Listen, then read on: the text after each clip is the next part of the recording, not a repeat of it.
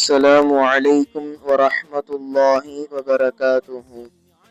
தினமும் ஓர் நபிமொழி. عن أبي هريرة رضي الله عنه أن النبي صلى الله عليه وسلم قال: إياكم والحسد فإن الحسد يأكل حسنات كما تأكل النار الحطب. பொறாமையை விட்டு உங்களை நான் எச்சரிக்கின்றேன். பொறாமை என்பது நன்மையை அழித்துவிடும். எவ்வாறு நெருப்பு கட்டையை அழிக்குமோ அதை போன்று பொறாமை நன்மையை அழித்துவிடும் என்பதாக ரசூலுல்லாஹி ஸல்லல்லாஹு அலைஹி வஸல்லம் அவர்கள் கூறியதாக ஹஸரத் அபூ ஹுரைரா ரலியல்லாஹு அன்ஹு அவர்கள் அறிவிக்கின்றார்கள்.